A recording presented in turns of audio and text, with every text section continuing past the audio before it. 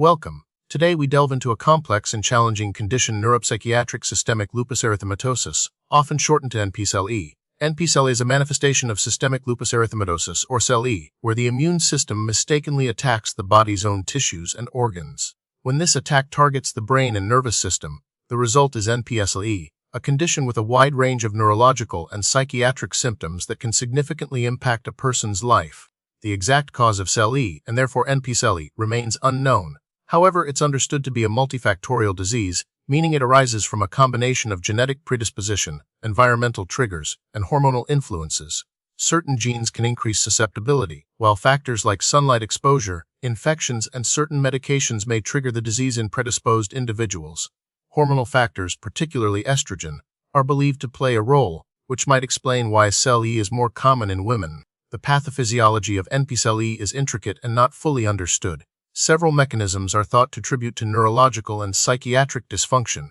These include autoantibody-mediated damage, where antibodies directly attack brain cells or blood vessels, inflammation, with the release of inflammatory cytokines that disrupt neuronal function, vascular damage, leading to reduced blood flow to the brain, and potentially the formation of blood clots that can cause strokes or other neurological problems. These processes can affect different regions of the brain, leading to the diverse range of symptoms observed in NPSLE. NPSLE is a relatively common complication of SLE. Studies suggest that neuropsychiatric symptoms occur in a significant proportion, ranging from 20% to over 70% of individuals with SLE at some point during their illness. The wide variation in reported prevalence may reflect differences in diagnostic criteria and study populations. As SLE is more prevalent in women, particularly those of childbearing age, NPSLE also disproportionately affects this demographic. Certain ethnic groups, including African Americans, Hispanics, and Asians, also have a higher risk of developing SLE and subsequently NPSLE. The symptoms of NPSLE are incredibly diverse, making diagnosis challenging. Neurological symptoms can include seizures, headaches, cognitive dysfunction like memory problems or difficulty concentrating, strokes, movement disorders such as chorea, and peripheral neuropathy causing numbness or weakness. Psychiatric symptoms can range from mood disorders like depression and anxiety, to psychosis with hallucinations or delusions, and even acute confusional states or delirium. The specific symptoms experienced vary greatly between individuals and can fluctuate over time. Diagnosing NPSLE is complex and relies on a combination of clinical evaluation, neurological examination, and investigations. There's no single definitive test. Doctors consider the patient's medical history, particularly if they have a known diagnosis of SLE. Neurological and psychiatric assessments are crucial to identify the specific symptoms. Investigations might include brain imaging such as MRI to look for structural abnormalities or signs of inflammation, EEG to assess brain electrical activity, and lumbar puncture to analyze cerebrospinal fluid. Blood tests are used to measure autoantibody levels and markers of inflammation. Diagnosing NPSLE often involves excluding other potential causes of the symptoms, such as infections, other autoimmune disorders, or medication side effects. The American College of Rheumatology has established specific nomenclature to help and standardize the different neuropsychiatric symptoms.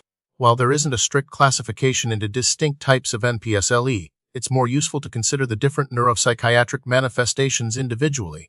Some common manifestations include cognitive dysfunction, mood disorders, cerebrovascular disease including stroke, seizures, psychosis, headaches, and peripheral neuropathies.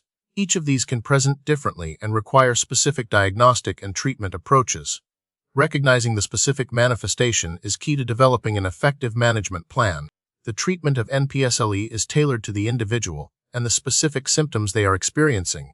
Immunosuppressant medications like corticosteroids, mycophenolate mofetil, and cyclophosphamide are often used to suppress the overactive immune system and reduce inflammation. Antimalarial drugs like hydroxychloroquine are also commonly used as a background therapy. Symptomatic treatments address the specific neurological and psychiatric symptoms.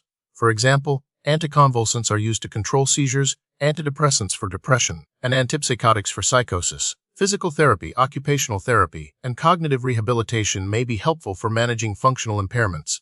Importantly, managing NPSLE requires a multidisciplinary approach involving rheumatologists, neurologists, psychiatrists, and other healthcare professionals. As the exact cause of SL and NPSLE remains unknown, there's currently no definitive way to prevent the conditions entirely.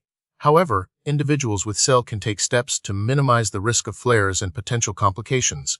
These include avoiding excessive sun exposure, managing stress, maintaining a healthy lifestyle with regular exercise and a balanced diet, adhering to prescribed medications, and regularly consulting with their healthcare team for monitoring and early intervention if symptoms arise. The prognosis for NPSLE varies depending on the specific symptoms, the severity of the condition, and the individual's response to treatment. Early diagnosis and aggressive treatment are crucial for improving outcomes and preventing long-term neurological damage. Recent research is focusing on identifying biomarkers that can help predict the development of NPSLE and monitor treatment response. Studies are also investigating the role of specific autoantibodies and inflammatory pathways in the pathogenesis of NPSLE, with the goal of developing more targeted and effective therapies. Clinical trials are exploring the potential of new immunosuppressant drugs and biologic agents for treating NPSLE.